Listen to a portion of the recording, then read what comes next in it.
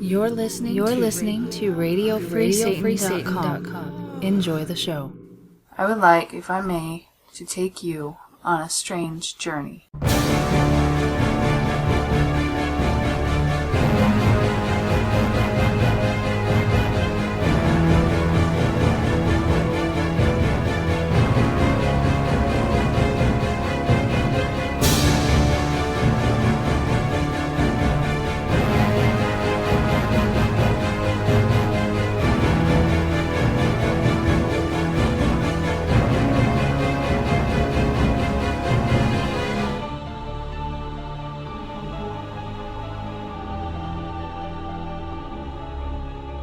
Welcome to 9sense. 9sense is a satanic perspective of our modern world, and I am your host, Adam Campbell. It is great to have you. It's May 12th, and I've got a great show for you this week. I know I say that every week, but I really mean it this time. I reached out to a young woman who is going to be featured in this Devil's Advocate, and she's going to deliver to us her recipe for luck. I am thoroughly impressed by this verbal essay, and I'm hoping maybe I can convince her to deliver some other content similar to this, because it's good. I think you're going to dig it a lot. It really drives home the message of this episode. And it won't make sense for a second, but bear with me here. In the Infernal Informant, I'm going to be talking about two articles. One, wider problems found at IRS, and two, Gates. U.S. military action in Syria would be mistake. And in the creature feature, I am going to bring you a sort of one-on-one with Brian Moore. We're going to be talking about the H.P. Lovecraft Bronze Bust project that he and his team have been working on for a little bit of time. It has been amazingly successful as yet, and the Kickstarter isn't even over. There's still time. So that's actually going to that interview was long. We're looking at like a half hour. Every time I talk to Brian Moore, we always sort of go off on tangents, and we always have a really long discussion. I always enjoy it. I'm pretty sure he always enjoys it, and I'm pretty sure you always enjoy it. So bear with me. But before I jump into the show here, I do have a couple things that I wanted to touch on. I can't believe I didn't even mention this. So last week, and it was actually 2 weeks ago, but I should have mentioned it in last week's episode, I was in Old Nick. I was in a feature of Old Nick magazine. First of all, the, I think it's like Sin and Sex issue, Walpurgisnacht issue of Old Nick magazine is out. And I have not only an ad in it, not only is my comic sort of blurb mentioned in it, but I got a feature. 9sense is featured in Old Nick magazine. How exciting is that? It's just awesome. So you got my ugly mug sitting there, looking out at you, and you get to hear a little bit about 9sense, and it is very, very cool. So, if for no other reason, because I'm featured in this episode, or this issue, go pick up Old Nick magazine. You can get the digital version, or you can get the print version, or you can, if you get the print, you actually get the digital free. But, and I actually have the print version here, and it's nice. It's good stuff. So, if you like men's magazines, you should probably like this. I know you will. It's beautiful women, and it's a little bit of culture. It's a little bit of fiction. It's a little bit of information, and it's a lot of good. So check out Old Nick Magazine. You can go to the website oldnickmagazine.com. Check it out there. But yeah, featured in Old Nick Magazine. I was so excited when that happened. And there were so many things going on around Walpurgisnacht that I how do you juggle so many different really exciting things, especially for centrically 9sense? 9sense has been growing exponentially since I started it so many years ago. And this past Walpurgisnacht episode with Magister Templi Rex Blanche Barton was amazing, and it got amazing response from all of you. And I've been getting a ton of interaction via email primarily. So I just want to take a second and thank all of you who have sent me emails. It means a lot to me. And here's what I love. I get emails from some of you, and I'm not going to drop any names. From some of you who are like, I don't agree with you about 50% of the stuff you say or talk about. But I wanted to say, don't stop. Keep it up. because, you find what I'm doing of value. And that means a hell of a lot to me. And that's why I'm paying so much, not paying, but I'm spending so much time looking for others to help contribute. So, like I mentioned earlier, in this Devil's Advocate, I've got Damned Lucky giving us her recipe for luck. And I think she has a voice that is oddly reminiscent of Jodie Foster, in my opinion. But I think she has things of value to say.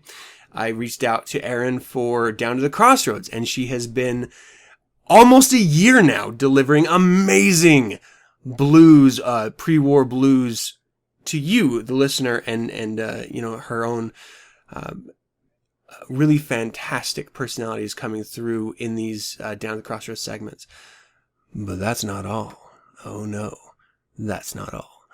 There's another one coming, and if you've been paying attention to online networks, you've probably seen me posting little previews about it on the YouTube page. And also, obviously on all the other social networking pages that 9sense has a presence on. But yeah, I've got another one that I'm bringing to you. I'm very excited. I'm not going to mention anything about it this episode. I'm going to talk about it next episode briefly. But I think you're going to love it. And it's just this continuing evolution of what 9sense is. So for these first couple years, it was virtually just me, and every once in a while having a guest on. I want the 9sense brand to last beyond me. So like I said, I will only be doing 9 years of 9sense. To some degree. If I find someone who is capable of taking it, and I trust them, after 4 years or 5 years, then I will entrust them to, take the 9sense brand and continue it out for 9 years. If I have contributors who want to take an active role, or if you're a potential contributor, reach out to me and let me know. I would be happy to include as many voices in this 9sense as possible, because at its base, what 9sense is a satanic voice. It's a satanic perspective in our world. And I'm not the only Satanist here. So that's what I'm doing. I'm going to try to continue to bring you voices that I find of worth. And as always, I take recommendations. So if there's someone that you would like to hear from, or you would like me to interview, or you would just like to, have them read an essay of theirs, let me know. I'll do my damnedest to reach out to them, and if they're willing, then, we will get them on the show. I already, like I mentioned, I have a couple things in the works, but I'm always open to more, and it's always about fun, and this is an entertainment podcast, and if it's not fun, why are we doing it? Why are you listening, and why am I taking time away from my family, the people I love, to bring it to you? You know what I mean? So, at its core, let's together, and I don't mean this to sound all hippie, but let's together make this a worthwhile brand. And moving forward, that's exactly where we are headed. I'm very excited. Okay, I actually wanted to also talk about. Fuck, there's so many things I want to talk about. This is gonna be a long episode, people. But I hope you're strapped in, dig in your heels, and I hope you have fun. Okay, so Warlock Storm of Art on You Studios. He was on the episode last week, and I've had him on the show a number of times. He's a personal friend. We talk from time to time. We don't hang out as much as I'd like, but real life gets in the way of that. So, I was supporting him in his Inkathon. That just happened this last weekend. Yesterday, quite literally. And before I went to the Inkathon, to do that, the Utah Renaissance Festival is going on right now. And so I took my daughter and my son and my wife, and we like to go, and there's a really kind of fun jousting thing, like horseback tournaments where it's not just jousting. They do other skill, like spear throwing and cutting of fruit and stuff like that. It sounds weird, but it's actually kind of fun and entertaining for kids and stuff. And me, because really I'm just a big kid. So we like to go for that, but my favorite part is the belly dancing. So the last time we went, I was pulled up and I was told to hold like the maypole thing, and so there was just a bunch of women belly dancing around me, which was fucking awesome. I love belly dancing. It's so sexy, and it's just a lot of fun. So I always like to go to see that, and so we did, and it was great. It was a lot of really fun. It's weird, belly dancers. They always fall into like two categories. It's either the grandma who's still trying to feel sexy, or it's the young girl who's trying to be sexy. Either way, on its face, I appreciate it for what it is, and I love the ladies, so I don't mind watching it, regardless. But that, you know, that wasn't all. So there was also these equestrian gymnasts where they do these sort of poses and stuff. And this is really kind of what I wanted to speak to you about this, because really all these Renaissance festivals is an avenue for people to huck their shit, you know? I mean, you know, macrame and metallurgy and silver jewelers, and I mean, it's all ceramics. It's all just people trying to sell shit to you, really, whether it's food or just crap. But that's what these events are focused around. Every once in a while you get a good magician, or you get a good entertainer, musician. But, yeah, so these ladies were doing these, I don't know what they call it, like vaulting or something like that on horses, as the horse is sort of going in a circle. But, I just thought it was so funny, because they do a trick, and then obviously people clap because they did a trick on the back of the horse. But all the tricks boil down to them showing you their vagina. Like, they have leotards on, okay? And there's only so much you can do on horseback. And so every single one of the tricks were just them presenting their vagina to you. It was weird. Like, I never really thought of it like that before, until I was sort of watching this, and I'm like clapping and I'm yelling and stuff, because obviously they encourage you to do that stuff. Every trick ends in a vagina proffering. It was interesting.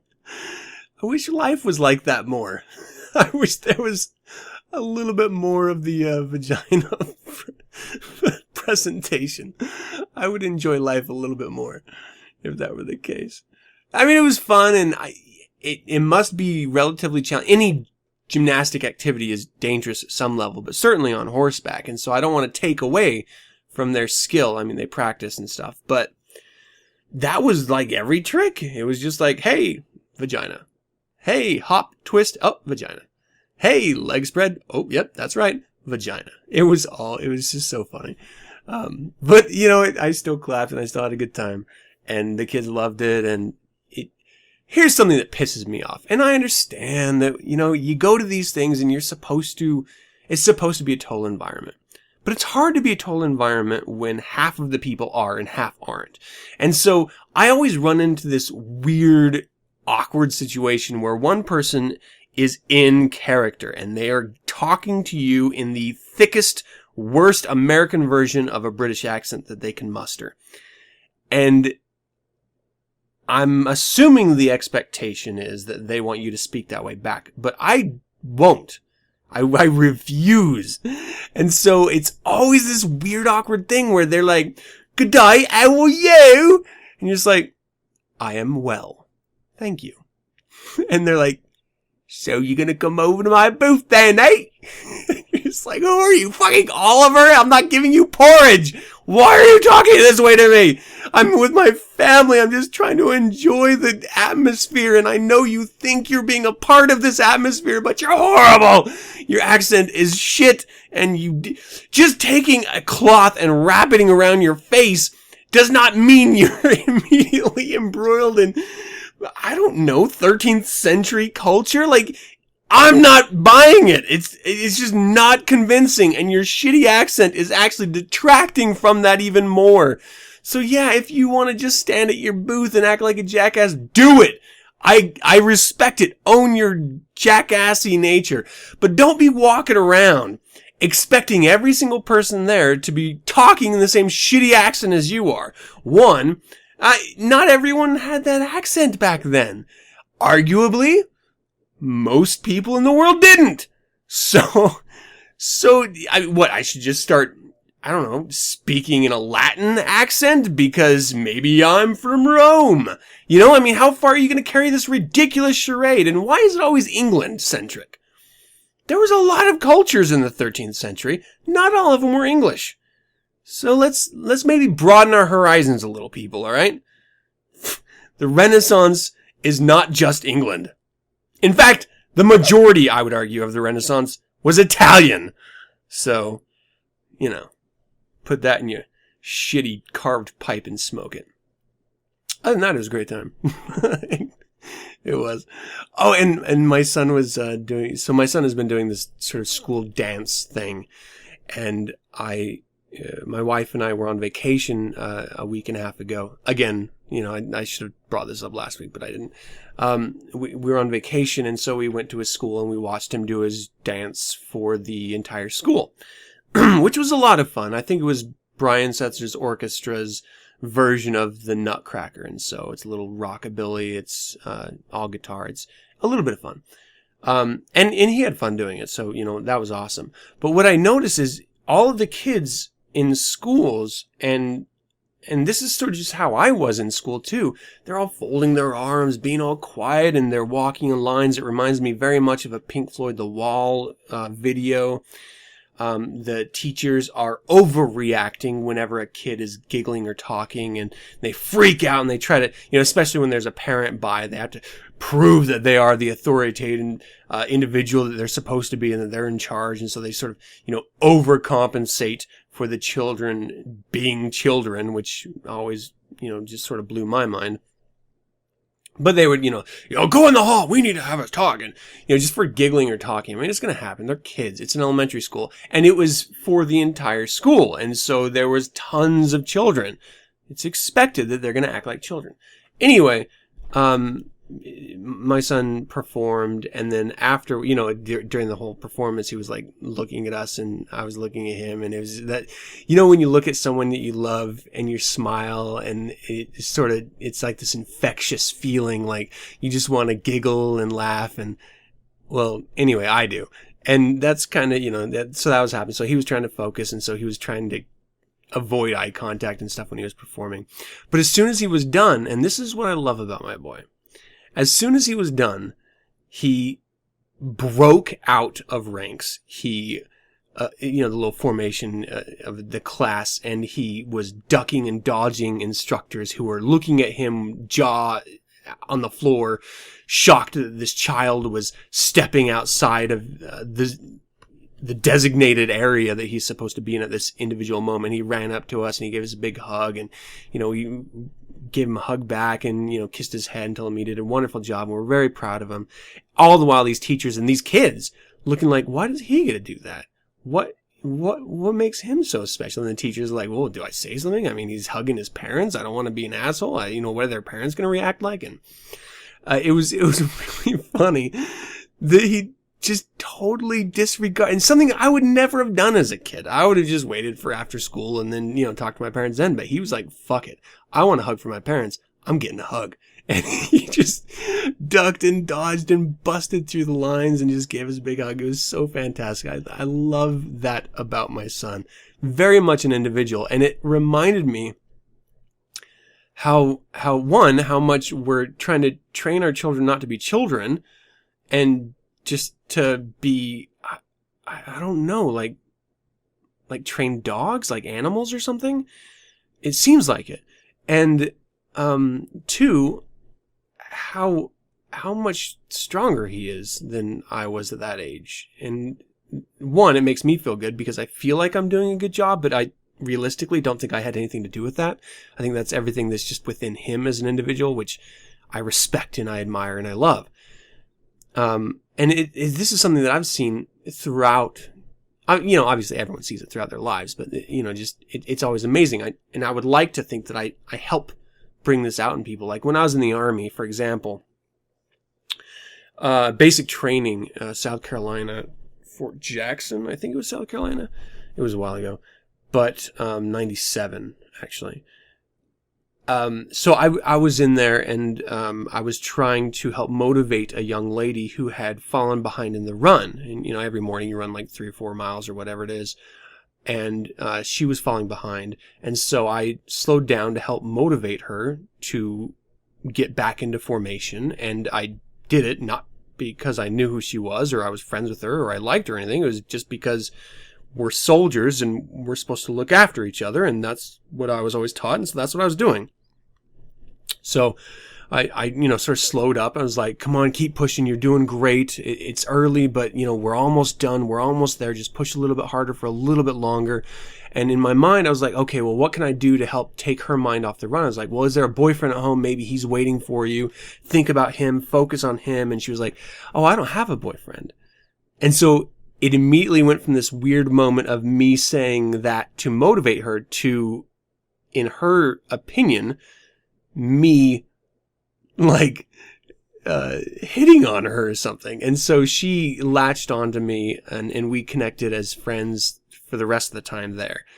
But it got to a point where she would do my laundry, and I mean, it was pretty fucking cool actually for a while. And, we tried to get him to shine our boots, but she wouldn't do that. But, she sort of adopted this role. Like, I looked out for her once, and so she was taking care of me forward because of that, which was awesome. Never going to argue with that. And I'll never forget this. It was awesome. And it actually pays off what I was just telling you about my son here, is that when we were boarding onto the bus after basic training, going to our advanced individual training, where you actually learn your job in the Army, you're sort of standing in these rank and file formations and by bus. And so I was marching in line up onto my bus. She broke out of her rank, drill sergeant's jaws hitting the floor like stunned, seconds away from yelling at her to get back in line, ran up, gave me a big hug and kiss. Like, unfucking believe, like, I can't, after basic training, like, this wasn't the first day of basic where you don't know not to do that. This was after. And so she was so overcome with emotion at the time that she wanted to say goodbye in her own way, which, hey, I'm not going to argue about. But, it's just exactly what my son did so many years later. And it's nice to know, because I would never do that. Like, in my mind, I was trained to be a soldier. So I would stand at parade rest and I would have my shoulders back, my head forward, and my eyes forward. I would not glance at the drill sergeant as he was approaching us up the ranks. I would not, I followed the rules. But it's nice to know that there's people who don't. It's nice to know that those people that you have a connection with in life that break those ranks. And just to be at the center of that in these two small examples, it's a really good feeling. It goes to show that if you put yourself out there and you do what you, if you do what you think is right, people are going to respond to that. So I'm raising my son the way I think he should be raised, and I constantly feel like I'm doing the wrong thing, and I'm not living up to what I owe him as a father. He's still an amazing human being, stronger than me. And that's a good feeling, And it's something that I've seen just in those two examples throughout my life in people that you're connected with. And my point is, let them know when you see that. When someone makes you feel that way, let them know. And I'm derelict in this myself at times. I don't always open up, and I'm not always honest with people in how I feel at the moment. But it feels good to them when you tell them. And I know for me, I've had people do that to me recently, and it feels good. So if you want to show that respect, and if you want to let people know how they're feeling, don't keep it up. Don't bottle it up inside you. Let them know, because they're going to truly appreciate it, and it's a big deal, especially when someone's an individual. That is so rare, I mean, it's so rare. So, put yourself out there. It's worth it, man. That's just I just want to talk about my son there for a little bit and try to pay it off in a good meaning. I don't know, like leave it to Beaver father message or something. Let's go ahead and dive into the show, though. Recipe for Luck is coming up in the Devil's Advocate right now. Enjoy.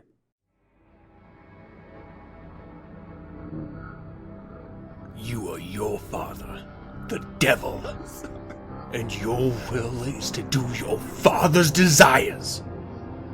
He was a murderer from the beginning, and has nothing to do with the truth, because there is no truth in him.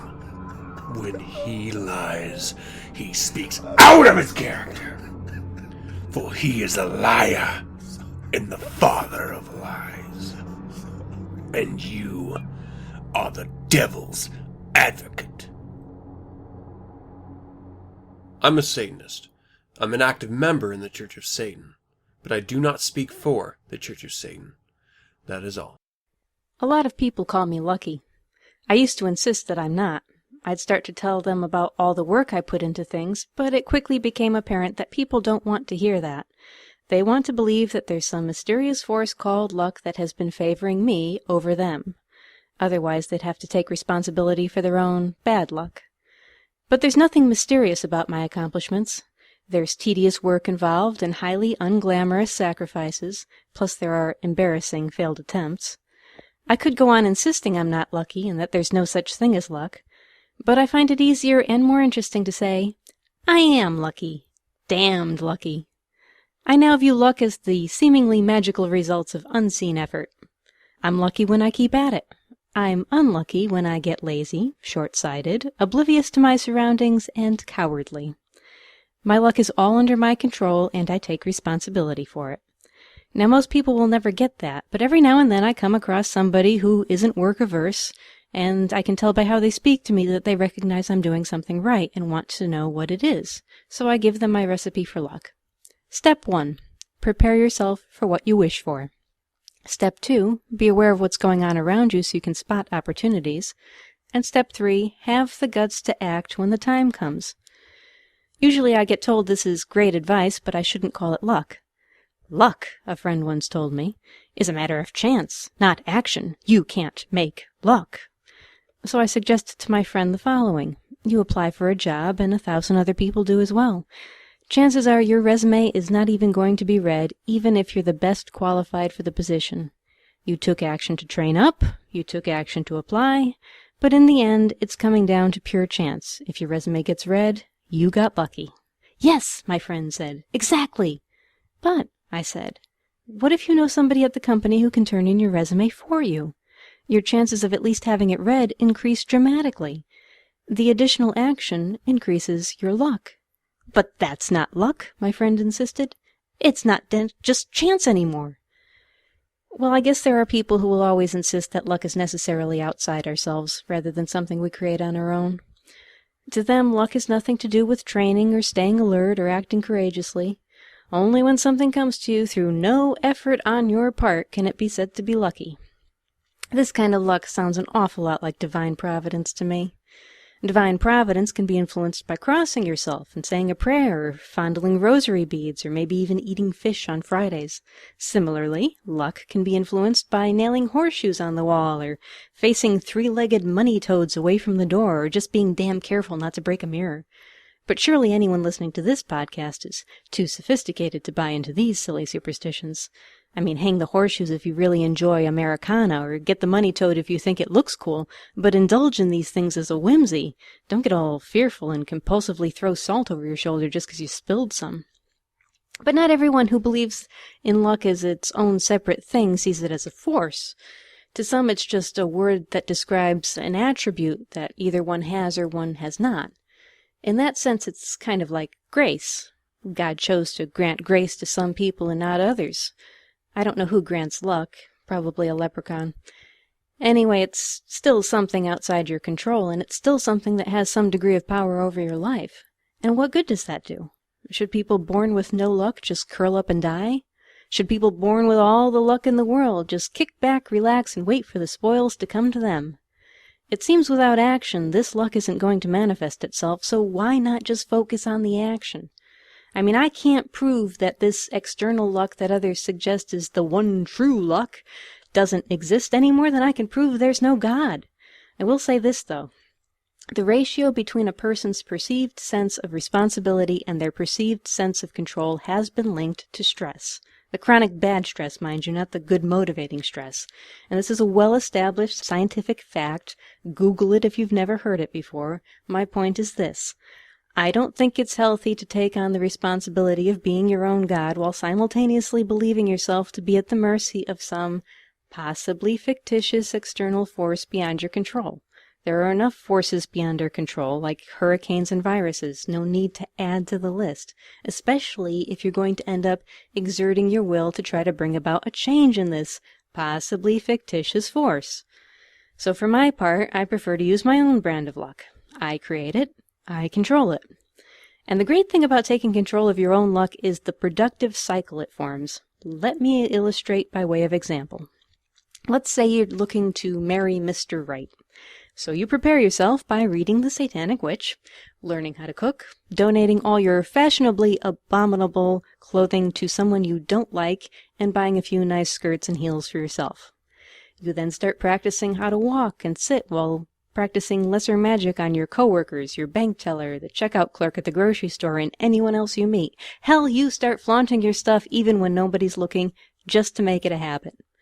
Well, doesn't it stand to reason that if you're working it constantly that you're going to be attracting men while you're at it?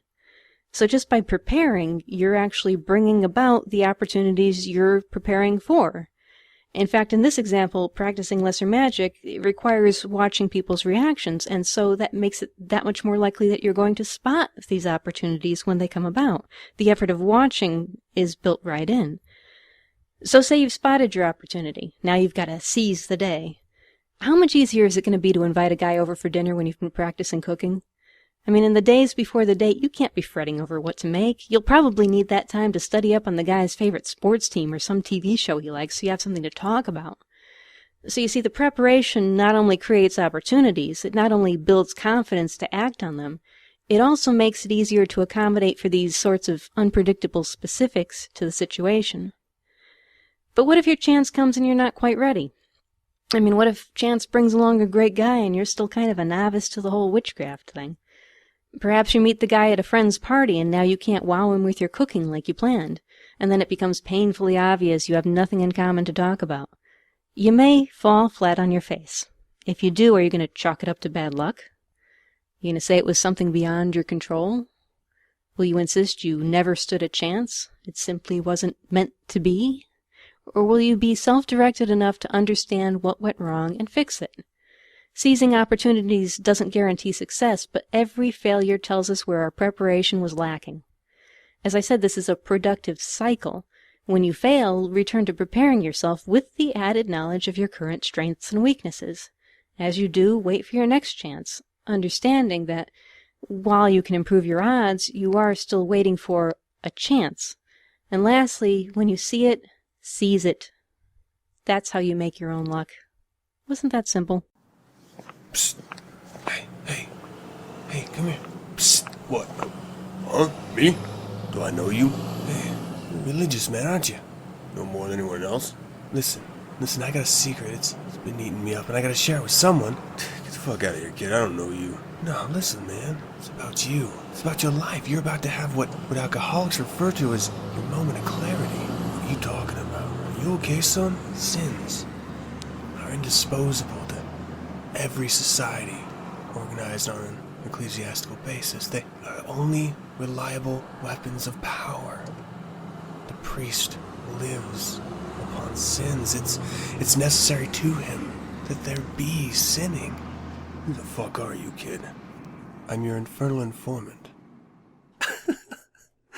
I gotta be honest, sometimes I don't think I deserve to do this show. I thought that was an amazing verbal essay, right? I mean, that was awesome. She should be doing this show, not me. All right, so let's talk a little politicking. Let's talk some politics. Okay, so in this Infernal Informant, the first article here is Wider Problems Found at IRS. Probe says tax agency used sweeping criteria to scrutinize conservative groups. This is posted on the 12th of May. Hey, that's today. By John McKinnon and Siobhan Hughes. The Internal Revenue Service's scrutiny of conservative groups went beyond those with Tea Party or Patriot in their names, as the agency admitted Friday, to also include ones worried about government spending, debt, or taxes, and even ones that lobbied to make America a better place to live, according to new details of a government probe. Excuse me. The investigation also revealed that high-ranking IRS officials knew as early as mid-2011 that conservative groups were being inappropriately targeted. Nearly a year before then IRS Commissioner Douglas Shulman told the Congressional Committee the agency wasn't targeting conservative groups. The new disclosures are likely to inflame a widening controversy over IRS handling of dozens of applications by Tea Party, Patriot, and other conservative groups for tax-exempt status. The details emerged from disclosures to congressional investigators by the Treasury Inspector General for Tax Administration. The findings, which were reviewed by the Wall Street Journal, didn't make clear who came up with the idea to give extra scrutiny to those conservative groups. The Inspector General's office has been conducting an audit of the IRS's handling of the applications process and is expected to release a report this week. The audit follows complaints last year by numerous Tea Party and other conservative groups that they have been singled out and subjected to excessive and inappropriate questioning. Many groups said that they were asked for lists from their donors and other sensitive information. On Sunday, a government official said the report will note that IRS officials told investigators that no one outside the IRS was involved in developing the criteria the agency now acknowledges were flawed. On Friday, Louis Lerner, head of the IRS Tax-Exempt Organizations Division, said the agency was apologetic for what she termed absolutely inappropriate actions by lower-level workers. She said those workers had selected some conservative groups for extra scrutiny to determine whether their applications should be approved. She said that they had picked groups for extra scrutiny according to whether they had Tea Party or Patriot in their names, among other criteria. Ms. Lerner came to the IRS in 2001 from the Federal Election Commission and assumed her current position in 2006. IRS officials said Sunday that Mrs. Lerner wasn't available for comment and she didn't respond to an email request. GOP lawmakers stepped up their criticism on Sunday. The bottom line is IRS officials used key words to go after conservatives. Representative Darrell Isaiah, Republican California, said Sunday on NBC's Meet the Press. There has to be accountability for people who did it, and quite frankly, there's got to be accountability for people who were telling lies about it being done. Some Democrats also voiced criticism. I'm concerned about that, says Senator Dianne Feinstein, Democrat California, also on NBC. Somebody made the decision that they would give extra scrutiny to this particular group, and I think we have to understand why. The IRS said over the weekend it is in the process of independently confirming the dates mentioned in the timeline of events contained in the Investigator General report, but we believe Inspector General's timeline is correct. The IRS said the report supports its view that missteps weren't politically motivated and were limited to low-level workers. The IRS also said the report reflected the IRS's senior leadership was not aware of this level of specific details. At the time of a March 2012 hearing where Mr. Shulman denied the targeting of conservative groups, Mr. Shulman, who no longer works for the IRS, declined to comment. The new details suggest the agency workers were examining statements in applications for tax-exempt status to determine whether groups had political leanings.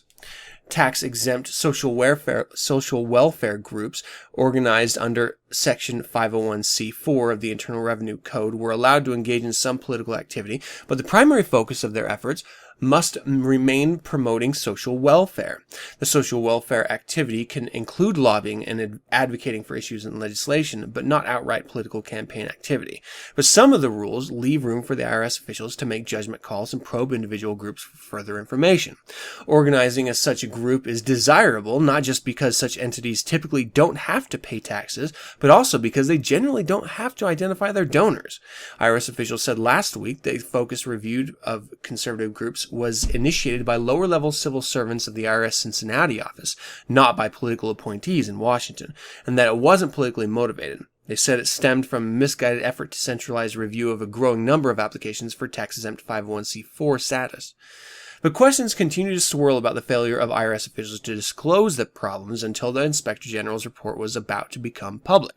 The timeline contained in the draft report indicates the IRS scrutiny of Tea Party and other conservative groups began as early as 2010 and came to the attention of Ms. Lerner, the head of the Tax-Exempt Organizations Division, at least by the following year.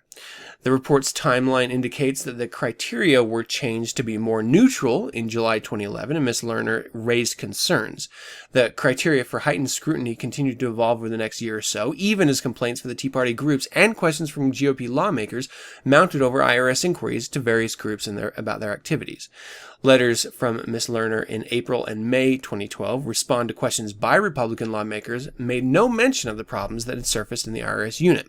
According to the draft report in April 24 and 25 last year, officials in Mrs. Lerner's office were reviewing troubling questions they had been asked about organizations, including the names of donors. Ms. Lerner's April 26 letter to Ms. Issa, the chairman of the House Oversight and Government Reform Committee, said that there are instances where donor information may be needed, such as when the application presents possible issues of private benefit. The report indicates that in 2010 and 2011, some IRS workers weren't singling out groups because their names contained certain words, as IRS officials suggested on Friday, but appeared to be probing for indications of political interests or leanings. According to the report, by June 2011, some IRS specialists were probing applications using the following criteria. Issues include government spending, government debt, or taxes, education of the public by advocacy lobbying to make America a better place to live. Statements in the case file criticize how the country is being run. Okay, so my take on this is, when it comes to politics, and that's the only reason why you're going to be making one of these 501c4 tax-exempt organizations, is to promote your political agenda through social welfare. I don't think there should be any tax-exempt organizations. I don't think this church should be tax-exempt, and I don't think any social organization, especially if you have political power, if you can lobby Congress and representatives, the Senate, you should not be tax-exempt. And you should always be forced to show who your donors are. Transparency is the only way to keep even the most mediocre amount of transparency possible. Wait, what did I just say? The only way that we can keep the tiniest bit of honesty in politics, and I don't want 100% honesty, but I want a little bit, because that's the only way that you can truly hold your representatives accountable. The only way that we can have a little bit is with transparency. The only way is to get money as far away from the process as possible. And right now it's steeped in it. So there's no such thing as transparency. There's only money and the response to it. And that is not in the best interest of the individual members of this society. So get rid of the 501c4s. Let the IRS continue to probe them. Let them ask the questions. I have no problem with it. I encourage it. And normally I see the IRS as the bad guy, but I'm going to take their back on this one. Even though it was low-level people, even though this is not a real issue, even though this was a manufactured problem by people who want to claim that they are being infringed upon, conservatives. It was only a few low-level people in a Cincinnati office, and it was stopped. No one else knew about it. There's no conspiracy. I know you want to feel like the world is against you because, let's be honest, you're on the wrong side of history on virtually every, and I'm speaking mainly to Republicans here, on virtually every issue. That's okay. Everyone's on the wrong side of history at some point. It's what you do with it when you realize it. Stop trying to dig yourselves in, dig yourselves out.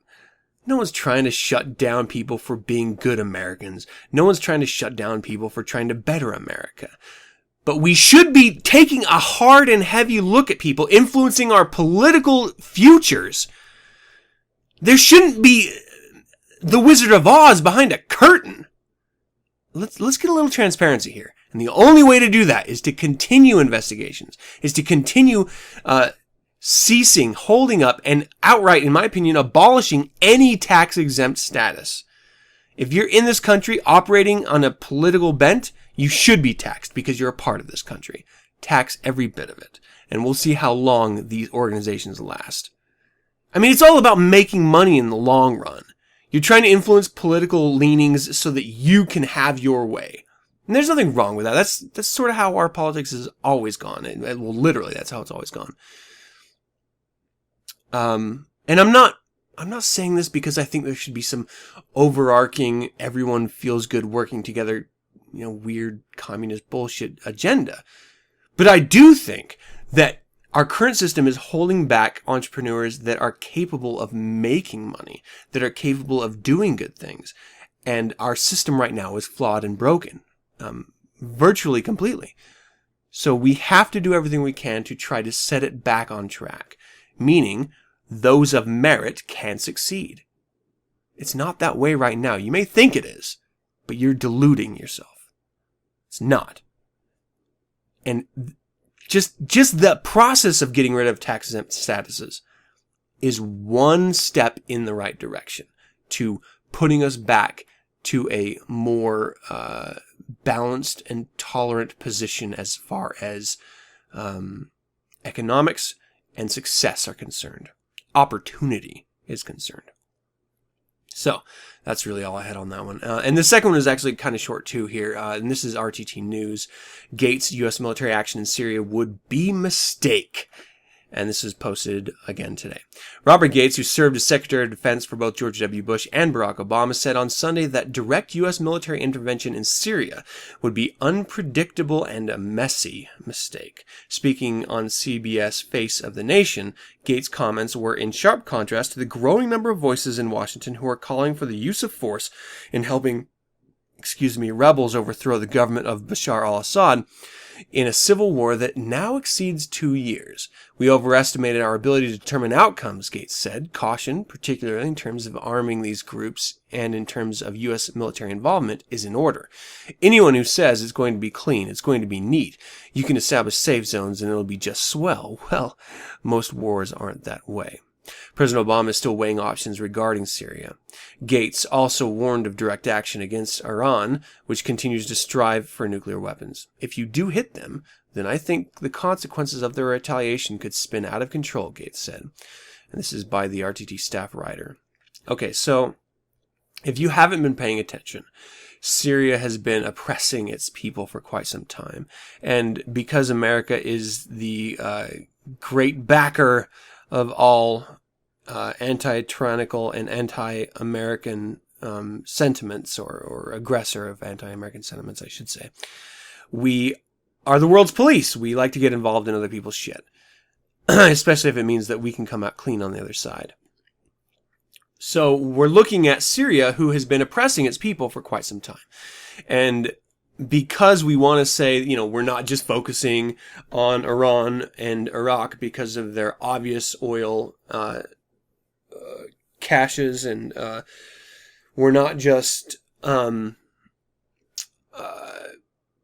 this for self-interest. We actually care about the whole world, something I completely disagree with.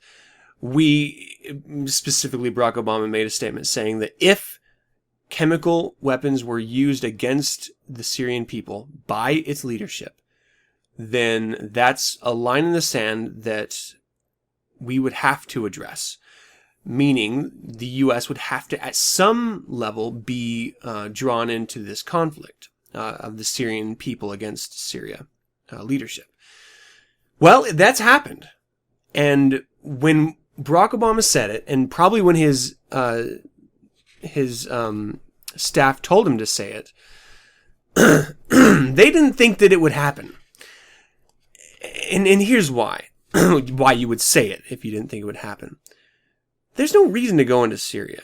I mean, let's divorce ourselves of this idea that America cares about the health and welfare of all human beings on this planet, because it's a complete lie. We don't. We never have. I mean, there are genocides going on right now that we just ignore completely. We said that because Barack Obama wanted to sound tough in a situation where he didn't think that there would be any repercussions for sounding tough. We wanted to add weight to what has been seen up to that point as sort of backdealing and kissing foreign ambassadors' asses. Something Obama's actually pretty damn good at. Diplomacy. It's kind of essential for a state to run. But, we never thought that they would do that. And so he said it with confidence, saying, we will react if you do something as ridiculous as this. Until they did it. Now, since there's no reason to go in there, there's no oil, there's no cash crops that we can really make any money off of, and we don't really care about the people. That's all smoke and mirrors. We don't want to go in, and that's why he hasn't done anything as of yet about it. It's always great because there's always this sort of tiptoeing with the administration where, well, we need to be absolutely sure that chemical weapons were actually used, and not all of our informants are saying that it was as bad as they initially said it was, and not everyone's agreeing at the extensive nature of the chemical weapons. And they're sort of, it's like, hey, meet me at the flagpole at 3. I'm going to kick your ass. And then at 3 o'clock, you're like, well, my mom, she's going to be taking me to soccer. I've got this, He-Man's going to be on in a little bit. I don't want to miss that. That's going to be really good. And you understand, right? You're sort of making excuses not to have to go meet him at the flagpole. Worst part is, as a country, I don't think we could stand another all-out aggressive action on another country. We couldn't do it. Our people are tired. Even here's something that I say: our people, our military. We could support them through drones, and I fully believe we are now, to be quite honest. We've been sending money and we've been sending weapons to the rebels opposing the Assad regime for quite some time. So it's not like we haven't been involved. We have. Admittedly, we've been involved. It's just how involved do we want to be? No one wants ground troops. Period. No one wants to. We do not want to have another Iraq. We do not want another Afghanistan. But the American people, though they haven't had to sacrifice for the wars that we've been engaged in, are tired of war. And so it would be, and to be fair, in all transparency, Barack Obama doesn't give a damn about another election. It's impossible. But he doesn't want to taint his party, and he doesn't want to taint his legacy, more importantly, with a war on his way out. So he's going to do everything he can to stay out of Syria. And I personally think that we should stay the hell out of it. I understand why we want to present ourselves in a strong-arm fashion, because a lot of people respect that, and they come to expect it from America. So you don't want to disappoint the existing dictators, certainly the ones that we've put in power oppressing their people. But we also can't be assured of the outcome. And as we saw with Hezbollah gaining strength in the ousting of leaders, we can never guarantee that pro-American organizations will come into power by us toppling the regime. And with that live experience at our backs, we have to be careful about how we move forward. I think it was easier a few years back, but now that American people are a little more savvy, now that the consequences are broadcast so prevalently, now that the transparency in action, you have Anonymous, and you have what is the name of that organization? You just have these groups that are releasing secret information now publicly. Now that there is this small amount of transparency, it strikes fear in the minds of those in leadership positions. And so they have to toe the line a little bit more. Let's leave Syria. I don't give a damn if they're using chemical weapons. Let's leave them to their own destiny, even though I don't believe in destiny. Let's let them fight for their own freedom or suffer under the yoke of their dictator because they're too weak. I don't care. What I'm concerned about are American lives, to a small degree. More importantly, the future of our economic status as a country. And going to war affects that greatly, meaning it has impact on my children's success and more immediately my success. So I don't want a war because of personal gain, and that may sound bad, but that's how I see it. And Syria would be a huge mistake. I agree with Gates, and I think Barack Obama does too, and that's why he's taking so long to come to terms with making a formal announcement, a formal decision. But, that's going to be where I'm going to end this Infernal Informant. I know it was long. Thank you for sitting through me. And I know I'm at the hour mark, but I still have the creature feature with Brian Moore and the H.P. Lovecraft Bronze Bust Project. So if you'll kick it for another half an hour, you'll be enjoying it. See you there.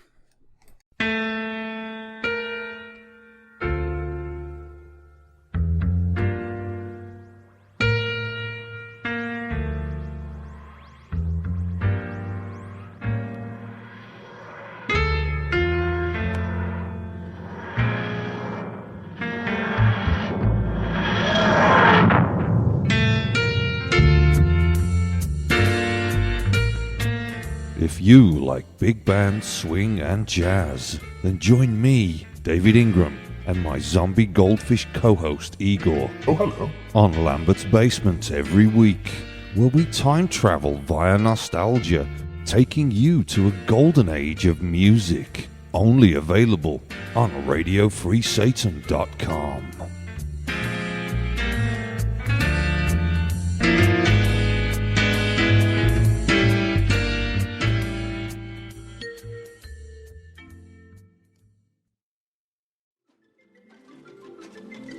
You're after us.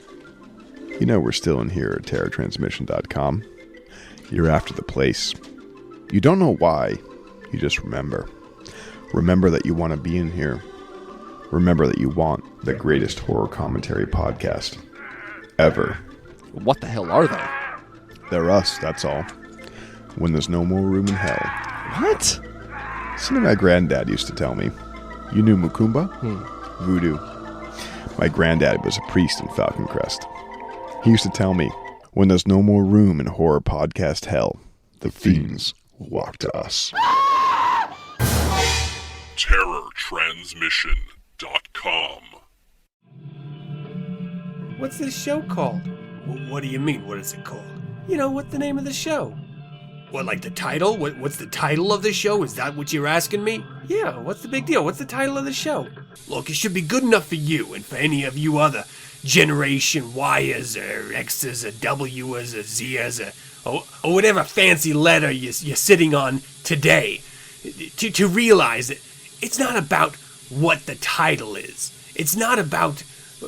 When I was your kid, there's only one thing that we had growing up. When we wanted to watch a show, we just turned on the telly Saturday mornings, and you know what we got? Do you have any idea what we got? No, I have no idea. Why are you freaking out? Every single Saturday, and we didn't know what shows were, what titles were, or what. We had no choices on what to watch. We were stuck with the creature feature, and so are you. Welcome to another Creature Feature. I am being joined by Brian Moore. I am very excited to speak with him again, and this is actually something that we've done. I think every year I've had this podcast is I've reached out to you and dragged you onto my show. But you've been gracious to come, and I truly appreciate it. How are you, Brian? Oh, I'm doing fine, Adam. How are you tonight, bud? Very, very good. So this particular time that we're speaking, we're going to be focusing on the new project that you have going on. And it's actually been going on, I think, for a couple months, but the concept has been with you for quite some time.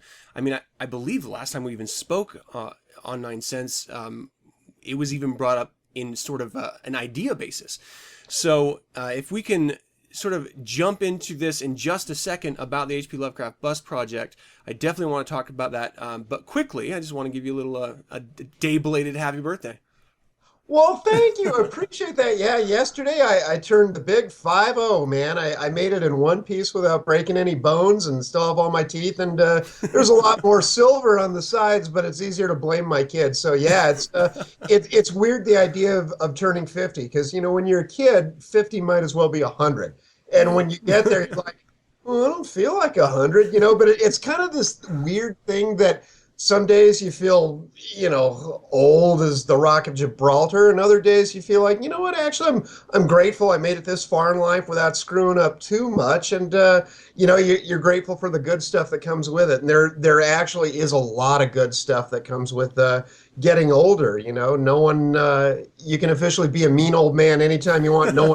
No one calls you a jerk for it. It's your you can pull the old man card, but yeah, you know, it's kind of cool. So thank you. That's really sweet of you. But yesterday was actually a really good birthday. First good one in a long time. Just got, you know, so many calls from family and friends, and Amazingly, I wasn't able to take the day off. I mean, this is sort of a ham-fisted segue into the, our conversation about the Lovecraft Bus Project. But yeah, it's going in, such sort of full speed ahead mode that I was actually in the workshop pretty much all day and had to make myself stop to just sort of go out to dinner and, enjoy a little filet mignon and a Cabernet. But yeah, it's amazing just the momentum this thing has. So I didn't really get to enjoy my birthday on the beach or going for a drive or anything like that. It was just work, man. So, but thank you. Turning 50 is, hey, I could be doing a lot worse. It beats the alternative. I gotta tell you, you've got some I don't know, secret potion or something, because you certainly do not look 50.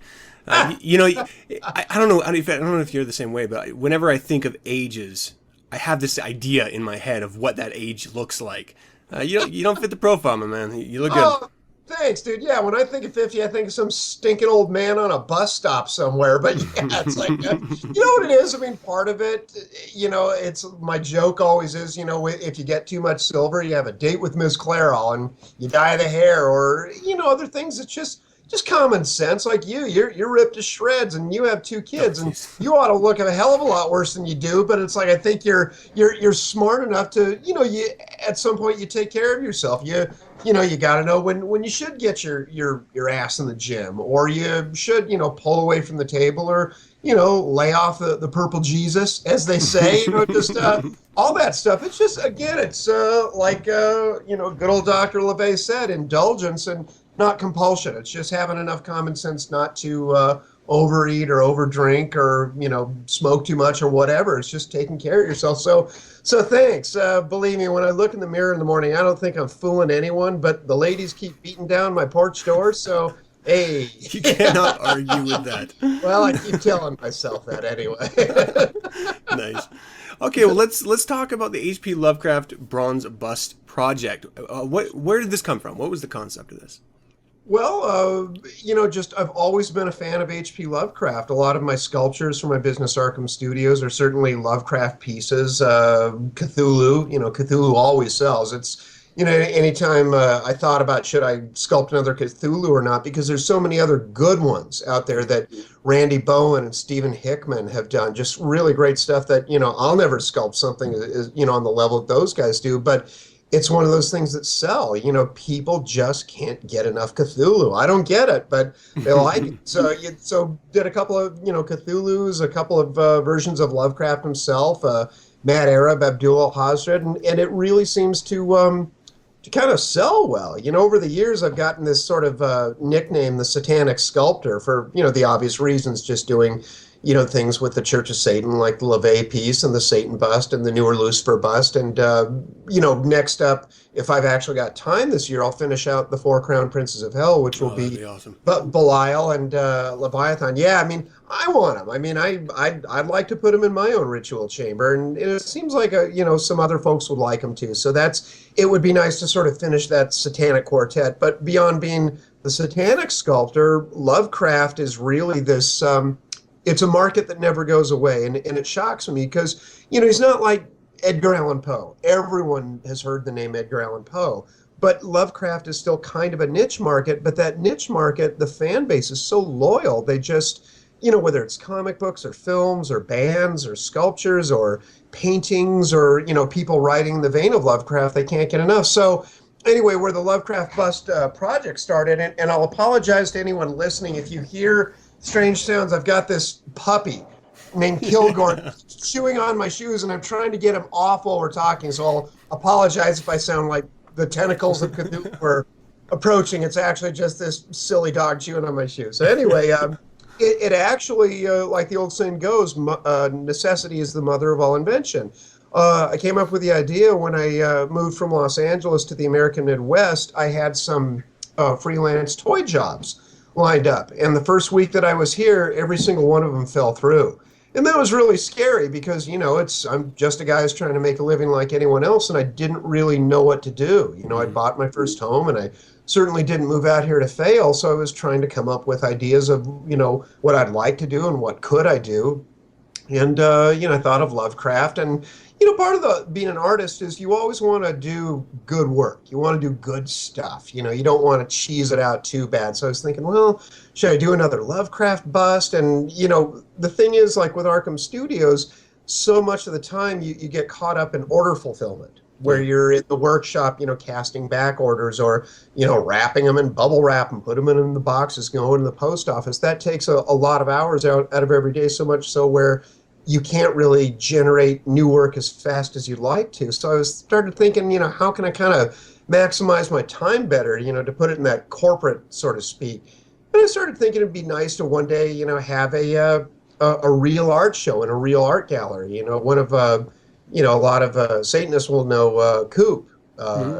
He's been a friend for a lot of years. And right before I left, he had a great gallery showing at the Corey Helford Gallery in LA. I think it was his Parts with Appeal? I might not have the name of the show right. It might be a different show, but I had seen him the week before I left, and he really said that his career had kind of shifted into doing more fine art, where he's still doing the same type of art that he always has, very much hot rod themes, satanic themes, 50s monster, kaiju Japanese monsters. But the people in there were paying a lot of money. They weren't just people buying T-shirts and posters for $20 a pop. They were people who were spending thousands of dollars on these paintings. And he had given me a lot of good advice how to shift a career from going to, stuff like pop culture items like T-shirts and posters into selling fine art, making a lot more money. So I had that in the back of my mind. Anyway, I started thinking about this Lovecraft bust project. And around the same time, I just thought, well, I'll sculpt a life-size bust and find a bronze foundry and sell it somehow. But I didn't really have a good game plan. I wasn't thinking that far ahead. Around about the same time, Kevin Slaughter, who we all know, had run a Kickstarter for the Spanish version of the Satanic Scriptures. And I can never say it right, so I'm not going to destroy the actual... I just can't. I'm like, Las Escrituras. I'm going to screw it up. So it's the Spanish version.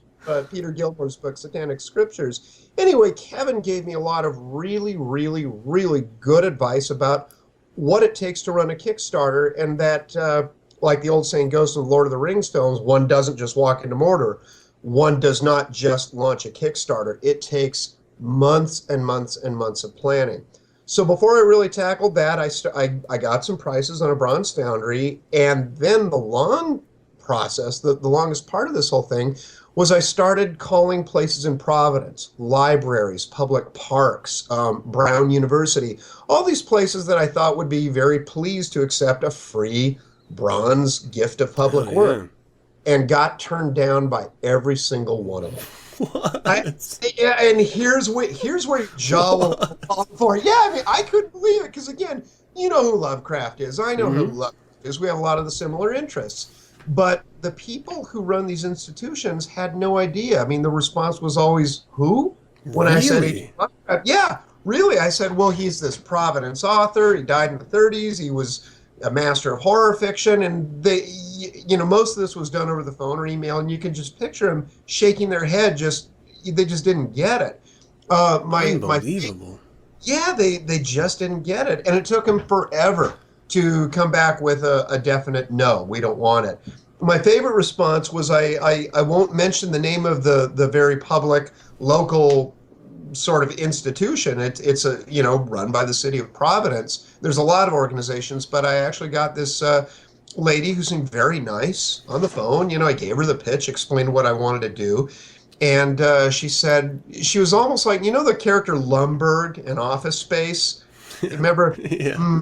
Right, okay, yeah. That's what she sounded like. She was like, ooh, Lovecraft, huh? Well, right, okay, right. Yeah, she really sounded like that. And she basically gave me this, she said, here's the deal. Lovecraft was a racist. And I went, shoot, here it comes. What? Yeah, what does that have to do with anything? Absolutely nothing. I mean, for a hardcore Lovecraft fan, if you read some of his private letters to his friends that were published, he says a lot of racial things. The 30s, everyone was. Thank you. Exactly. And so many people today in 2013 really want to judge those people who were from another time where, yeah, whether the attitude was right or wrong, it was the prevalent attitude. And it wasn't like Lovecraft was in a Ku Klux Klan robe lynching black people in a field. He wasn't. He was voicing a private opinion, to, friends in letters that he thought no one would ever see. But decades later, a lot of people have seen him. So I was a little worried going into that the racial aspect would stop people cold, and this time it did. And this very nice lady who sounded like Lumbergh from Office Space said, ooh, right, okay, Lovecraft, he was that racist, wasn't he? And I'm like, well, and I didn't really know what to say. And she goes, Brian, let me put it to you this way. We're all about diversity and multiculturalism here in this local office. And immediately I'm going, I just hang up the phone now. I know the check's in the mail. I know what's coming. So, and she was very nice, to her credit, but she said, but this is what threw me. And again, I understand if they are about pushing diversity and multiculturalism, not wanting to elevate, a statue in their eyes would have been like Nathan Bedford Forrest, or, even someone on a lesser level like Jack London, who people accused of being racist, but he was a great author. Anyway, she said the week before she had turned down a group who wanted to pay for a billboard of Walt Whitman, the poet. And I said, why'd you want to turn down a billboard of Walt Whitman? And she said, just as plain as you and I are talking, well, Bri, it's like this, okay? I thought he looked like a homeless person and he should be shop cart. I'm serious. She said no. This is a billboard to get people to celebrate Providence's rich history, but she said no to the great, iconic poet Walt Whitman because he looked like, a bum, a homeless person. And I just believe, I'm like, man, I can't win. So, after getting one no after another, it's hard to hang on to the attitude that every no brings you a step closer to a yes. So eventually, I decided to stop trying to go through the front door, and I went through the back door. A friend of mine named Niels Hobbs is running this Lovecraft event called the Necronomicon, kind of a clever play on words, and that's this August. And I called him. I didn't really know him, and I just said, he's a friend now, but he wasn't at that time, and I explained to him the situation just like you and I are talking. He goes, I know this lady at the Providence Athenaeum Library that Lovecraft actually went to. And I'm like, really? Can you make a call or an email? And he goes, hang on. You know what? Hold on. Just let me hang up. Let me call her. 20 minutes later, I get a phone call from Allison Maxell, the executive director at the Providence Athenaeum Library. Hi, Brian. Niels called me, told me your situation. We're all Lovecraft fans here. We'd love to take it. And I'm like, I felt like crying. I'm like, oh my God, there's someone in Providence that not only knows who Lovecraft is, but actually likes Lovecraft. And, again, these days in this day and age, it seems like so often, it's not cool to like Lovecraft. If you say you like Lovecraft, you've got to apologize for it in the same sentence. Where when I got into him, you could just like him because he was a cool author. Now people say, well, I like Lovecraft, ooh, but he was a racist. And they get real quiet. I'm like, come on, when did he stop being a great writer? I don't get it. So when you do something that's sort of high profile, or at least it becomes high profile, like this project has, and I don't say that in an egocentric way, I've been very humble about it. I didn't expect it to take off the way that it has. But there are people that, who aren't your mom or who aren't your friends who will have their honest opinion about it, good or bad.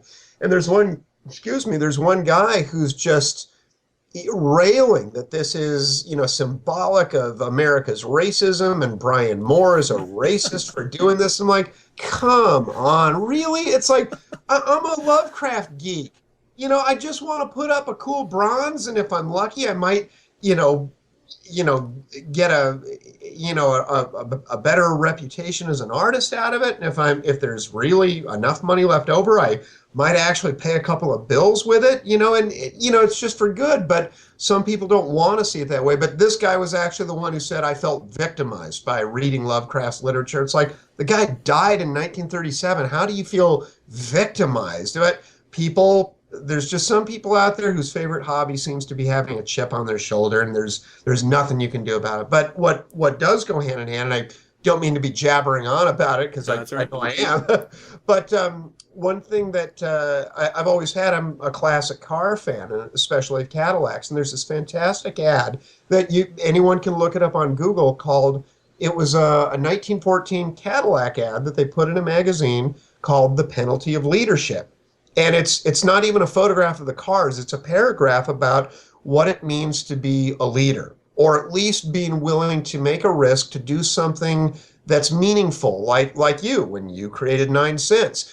Thing is, when you do something very public like what you're doing, you can't please everyone. Most people dig what you're doing, but there's always going to be someone out there who maybe wants to do a podcast that isn't as good as yours, and maybe they know it. So what do? They start tearing yours down. Mm-hmm. And that's the penalty of leadership. When you really work your tail off to make something good and genuinely sort of, kind of like a high quality level, there's going to be people pissing on it, basically. And that's what that whole Cadillac penalty of leadership ad is about. When you put something out there publicly and do your best, someone's going to start railing about it. And of course, that's what's happened. I mean, the funny thing was, once we hit our goal in Kickstarter, and I'm sort of getting ahead of ourselves, the imitators just came crawling out of the woodwork. And that's when it goes into, you don't just launch a Kickstarter. You've got to plan this thing for months in advance, because the more work and preparation you put into it beforehand, obviously it's going to pay off. So you mentioned about the immense preparation that it takes to successfully accomplish a Kickstarter, and I absolutely 100% believe you. But I mean, you were sort of gentle when you were touching on it, but you have been incredibly successful with this Kickstarter, and it's really fantastic. Racist or not, I think he is an accomplished author, and he deserves, a notable piece assigned to his name. So, I mean, I'm looking at the bust page right now, and if you go to Kickstarter.com, or if you just Google H.P. Lovecraft Bronze Bust Project, you'll run across this, and there's a Facebook page for it as well with tons of updates. But I mean, your first goal, it was like 30,000, right? Yep. And when did you meet that? I think it was a little over 24 hours. Unreal. Dude, I don't get it. I mean, I'm telling you, I've been living with this project for over a year. I still can't believe how goddamn lucky I am. That's what it comes down to. No matter how much work you put into it, it's like the old saying, goes, you run it up the flagpole and see if anyone salutes. And I knew I could do the prep work, and I could sculpt a neat bust, and I could, create a Facebook page and build an audience, which is a full-time job in itself, but that's where it starts. But you don't know, it's like throwing a birthday party for yourself and hoping people come. They might not. And the whole time, I mean, for the 2 months prior to when we launched the campaign, I say we, because there is a team of half a dozen people working on this. Some are cool with being publicly acknowledged, and some people want to be under the radar because that's their choice, and I respect it. So I don't want anyone to think I'm a glory hog by saying this is my project, because it's certainly my idea, but I could not do it by myself without, half a dozen other people really busting their ass every single day. And for the record, the last 2 months of my life have been 18-hour days. I mean, I'm out of bed at 8 in. I'm up till midnight every single day, cultivating it. And like LeVay, it goes back to LeVay's thing of lesser magic. When people sort of, sort of yearn for the days of when they read about Anton LaVey in the 40s working in the carnival and how romantic that notion must be, and people wish those days were here. They are alive and well. I'm telling you, we may not have an actual canvas and sawdust covered midway, but what we have is Facebook land.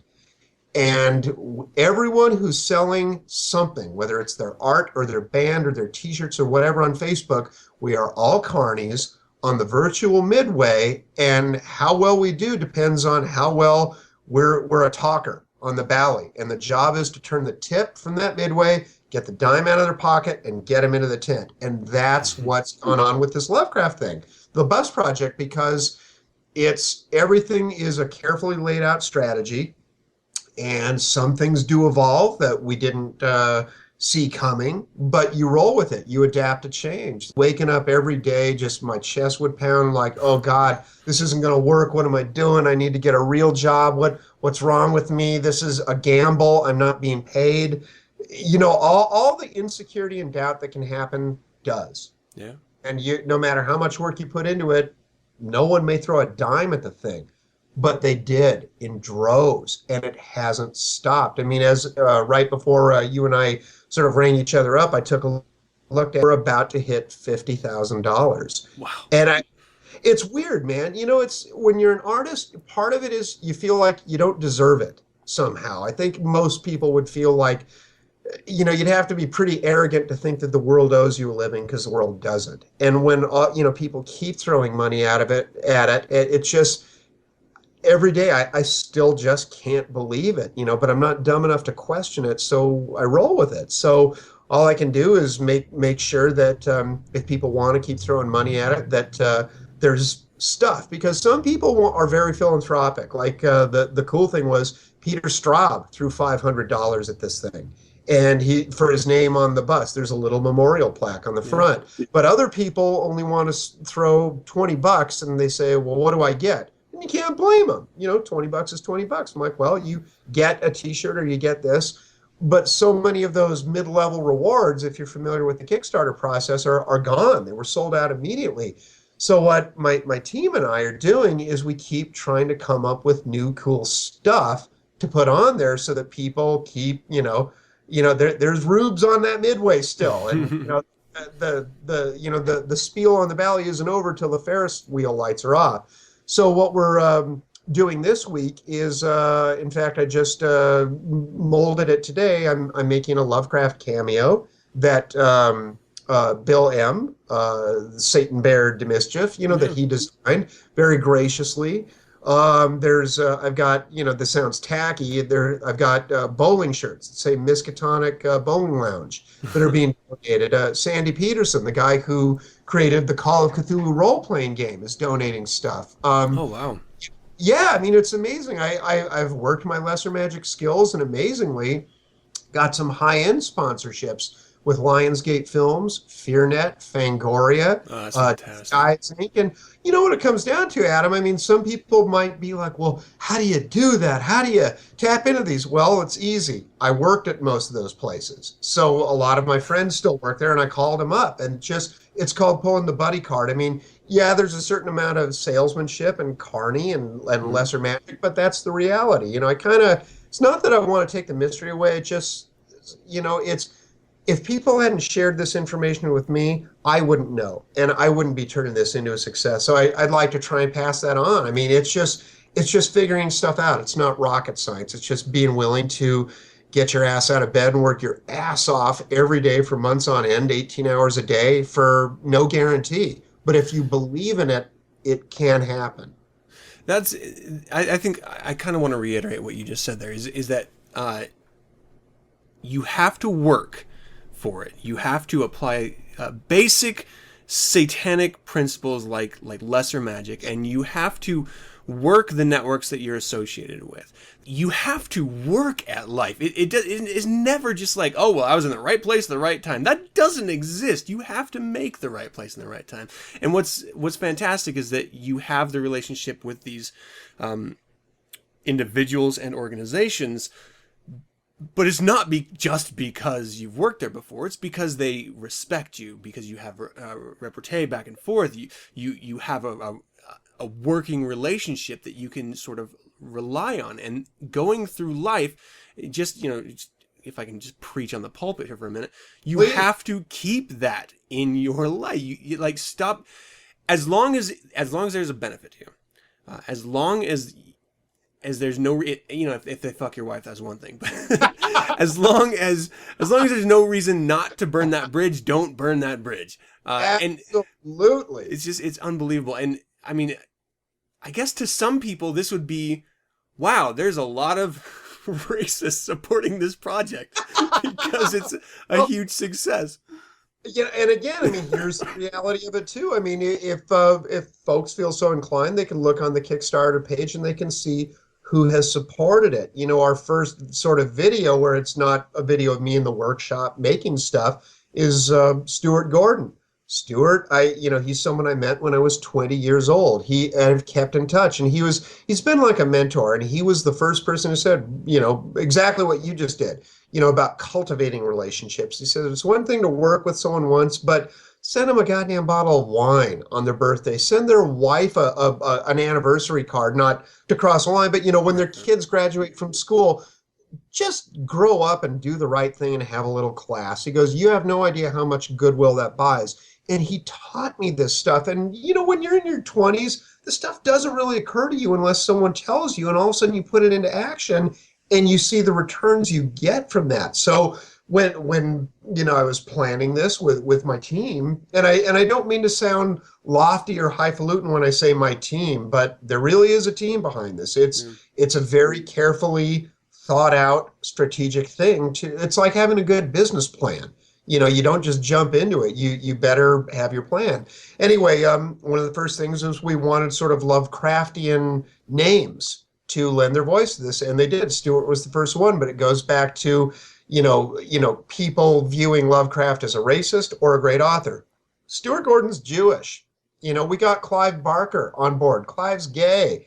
We've got all these people who Lovecraft probably wouldn't have liked in his life, and these people are very well aware of it, but they like the work, and they're grown up enough to separate that, to realize that. Some people, it's well, I won't go into it because then it turns into a political discussion, but it's really cool that it's some people really, what I've noticed, and maybe that I turned 50, maybe I sound like a freaking old guy, but I find so much of the younger generation does have this sense of entitlement. And it's something that they've been raised with. And my kids are all, 18 through their early 20s now.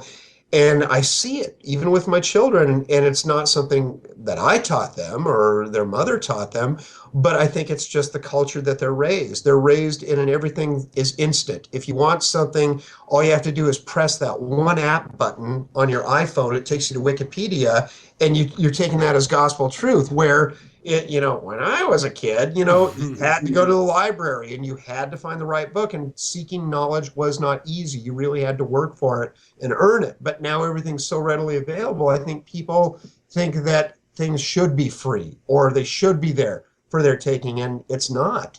And it's. Well, I mean, this project alone is testament that there are people who understand that donating a little bit of Skrilla for something that will last, I mean, argument's sake, forever. Yeah. I mean, you're being a part of history. I mean, okay, so how much longer do we have on this? I think there might be a little less than 3 weeks left on the project, and it's like Willy Wonka said, it's not showing any signs that it is slowing. And that we definitely hit our peak. We hit our goal of $30,000 with a little over 24 hours, and people just keep throwing money at it because, there are new people who maybe just heard about it. Neil Gaiman, not to sound like such a name dropper, but Neil Gaiman had tweeted about it, and that drove a ton of traffic to our site, and it resulted in people donating.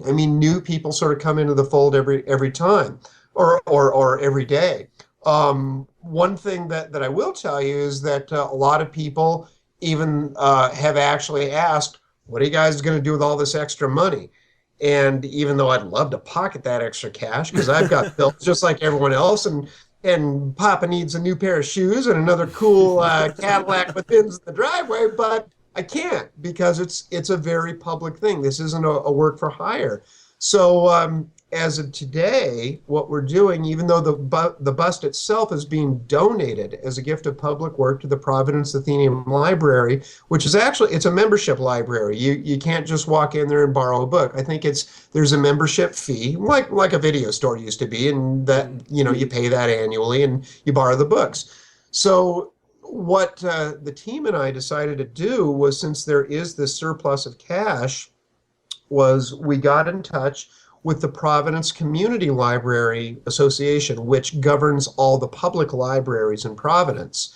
And one of the things that we thought would be the right thing to do is take a portion of that, of the extra cash. This is after we pay for the bronze, after we pay for the shipping, after we fulfill all the rewards levels to the people who've donated. Then we're going to see exactly what's left over. We're going to take a portion of that and make a donation to, I can't say, we've got a specific library in mind, but it is under the umbrella of the Providence Community Libraries. And all those libraries have literacy programs. And we thought it would be the right thing to do to make a sizable donation to one of those libraries for their literacy program for children. Oh, very cool. Well, it's just the right thing to do, man. I mean, yeah, I'd love to pocket that cash, but I can't. It's public. I mean, people are donating this because they believe in the project, not me. So, and I recognize that. So, at any rate, during the Necronomicon event, we'll obviously have the unveiling, which is going to be August 22nd, 2013 at the Athenaeum Library. During the weekend, or I guess right around that week, I think the convention runs from the 22nd to the 25th, we'll actually be making the public donation to one of these libraries, and there's going to be a lot of press there. And what's going to make me feel good about it is, I mean, to put it bluntly, since Lovecraft's racism does enter into the conversation, the Providence Athenaeum Library is a very waspish, well-to-do private library in, a white neighborhood. And some people don't like hearing this stuff, but this is part of being a realist. And the goal is to present the check to a library, not to, divide people by color lines, but just a library that, is not a waspish white neighborhood. And do it in Lovecraft's name. So if anyone, sort of says, well, you're erecting a monument to this racist author, it's like, well, we're also donating to a literacy program for kids who, might not have, the privilege that a lot of us do. And, we're hoping to kind of cancel that argument out. Yeah. Even though, Lovecraft himself is not making the donation, but we are, myself and the team are, to kind of do the right thing. And, and again, I don't want, it does sound heavily politicized, but I think that's the time we live in where I don't like to take it there, but that's where it winds up going. Yeah. So hopefully, we can try and make everyone happy. And I know no matter what we do, there's always going to be someone who's going to be, tearing down your efforts. And that goes back to the Cadillac ad, the penalty of leadership. If you're doing something halfway and mediocre, no one would pay any attention. But the minute you take a definite stand, that's when people are going to have a very good opinion of it. Hopefully we'll have mostly that, or a very bad opinion. And it's like Winston Churchill said, too. I mean, what did he say? You have enemies? Good. That means you stood up for something sometime in your life. And I think I've always liked it too because it makes sense. The same with Anton LaVey. I mean, he believed in what he wrote about. And, some people dug what he had to say and what he was about, and some people didn't. But I think if you do something very unique and specific in life and you take risks and you stand by those decisions, you can't make everyone happy, but all you can do is make yourself happy. So that's what Brian, the stinking old man who just turned 50 says. Well, let's also keep in mind, I mean, we can play off on those concerns a little bit. So if you are one of those individuals that is worried about supporting a project like this because you don't want to be associated with a racist that's been dead for a very long time, this could be a way that you could alter his legacy. Now, we're getting into some touchy, That's sort exactly it, man. subjects like that. But that's so well said. It's, and I really apologize for interrupting, but that's exactly it. It is altering the legacy where there is good that can come from that. And this is all from the fan community, the people who love Lovecraft's work. They are supporting that, even though, it's just me and a half dozen people who are making the decision to give to a literacy program to a library. But you're right. People can't say, oh, Lovecraft, that mean old awful racist. It's like, well, because of, the fan community who does believe in Lovecraft, the great author, these kids in this, poor library that doesn't have jack shit, they suddenly have books and an after-school program to maybe make a difference in at least, one of their lives. You hope. That's the goal anyway, and you can only hope for the best. I didn't mean to interrupt you, but that's Oh yeah. no, it's absolutely okay. So let's. I mean, I don't really want to go. As for the audience, if you want to see the different pledge levels available, and there are rewards for virtually every single one of these pledge levels, go check it out. Again, Kickstarter.com and search H.P. Lovecraft Bronze Bust Project, and you will land on the page. There's a bunch of images and video of this project so far, but you can find a pledge level that's definitely within your budget, and that's the important thing. Responsibility, they're responsible here, people. Find what you're capable of doing. But there's also, I mean, not only are you supporting this project in that you are helping financially create something that will stand the test of time, to a legacy of a really amazing author, but you can actually also have your name associated with it, right? Yep, you sure can. We actually sold out of that rewards level. There were, 25 people, and those were one of the first things to sell out, which shocked me. They were going for $500 a piece, and on the front of where there's this very, sort of a custom-made pedestal made out of alder, and it's got molding on the top and the bottom that the bronze bust itself will sit on. And there's a memorial plaque on the front that we're not even exactly sure what the verbiage is going to be, but it's going to say something to the effect of presented to the Providence Athenaeum Library by the fans of H.P. Lovecraft. And on that, there's going to be about 25 names of the people who, basically spent a lot of money and really contributed, a lot of money to the project, and their names are going on that. What's funny about it was when I started seeing the Kickstarter awards, I didn't recognize most of the names, because when you're involved in the Lovecraft community, you know names like S.T. Joshi or Willem Pugmire, or just names that are associated with the fan base movement. And the only name I really recognized was Peter Straub, which reminds me of a funny story. I won't go much off on a tangent, but when I was 20 years old, I was flat broke and living out of my car and just getting my sculpting career going. And a friend of mine had given me this battered copy of The Talisman, written by Stephen King and Peter Straub. And I would sit in my car waiting for things to magically get better, which they didn't. I had to get off my ass and make them change. But I remembered reading that book, and I couldn't put it down. It was a really cool book. It was sort of like Tom Sawyer in Fantasyland, but with the horror that Straub and King are so good at writing about. Anyway, but I remember those hard days of, being hungry and having no money and living out of my car. And all I had was this paperback of The Talisman. And, a couple of weeks ago, as I was watching the Kickstarter, oh, you've got a new backer. I'm like, oh, cool. Ooh, someone donated $500 to get their name on us. Peter Straub. And it just made me flash back, and I got choked up, and I'm like, oh my God. So it's funny if you're just willing to get off your ass and work hard with no help from anyone towards what you want to do in life, really cool stuff like that can happen. So I hope, I don't know if he's going to go to the unveiling. I just hope at some point I can tell Peter Straub that story and say, you know what? I know I sound like a total dork, but you have no idea what that means to me. To, have that support 30 years later. I still can't believe it. So it's really kind of cool when good stuff like that happens, and people that, I've always looked up to, like, John Carpenter and, Clive Barker, and Peter Straub, when they're actually throwing their support behind this without me having to beg. I'm like, you know what? Maybe it was a good idea after all. Maybe there are some things that are bigger than us in life, and the work we leave behind and how we treat other people. And with a little luck, like you just said, you can alter. Lovecraft can't alter his legacy, but we can alter our own by making, the best choices that we know how to do. And we all make mistakes, and that's just part of the human experience, man.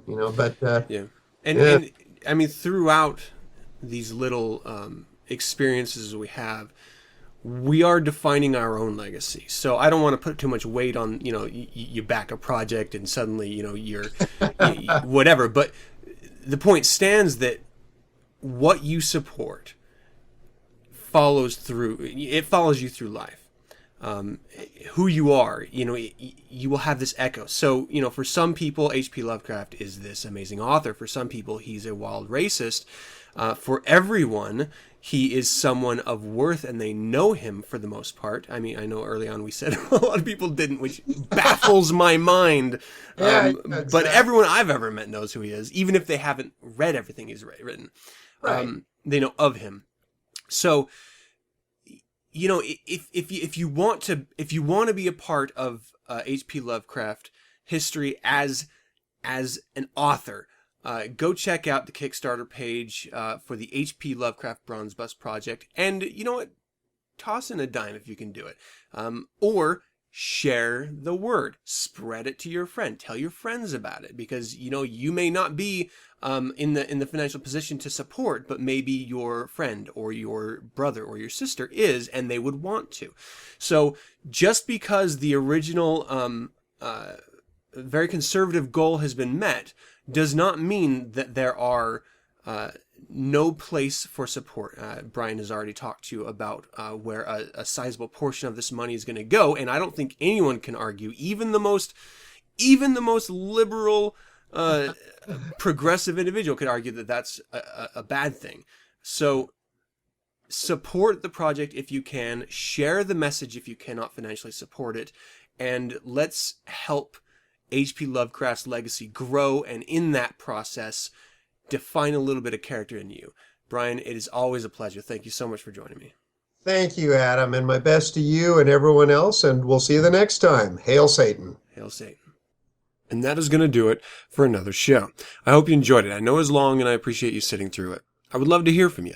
Visit the website 9sensepodcast.com and send your correspondence to info@9sensepodcast.com. Let me know of any suggestions, critiques, corrections, or general comments you might have. You can visit the Satanet, Facebook, Google+, Twitter, or MySpace page for 9 Cents and get updated on weekly topics. Listen to the show at RadioFreeSatan.com or download the show Monday nights via my RSS feed found at 9sensepodcast.com. We're also on Last.fm, Stitcher, Spotify, and YouTube, so look for us there. You can subscribe to 9 Cents via iTunes by searching 9 Cents, and don't forget to leave a rating and or comment. If you'd like to learn more about the Church of Satan, visit churchofsatan.com. And if you'd like to hear other fine satanic voices, music, or personalities, visit RadioFreeSatan.com, the source for online satanic media. And once again, thank you for joining me, and as always, I'm your host, Adam Campbell, and until next week, hail Satan.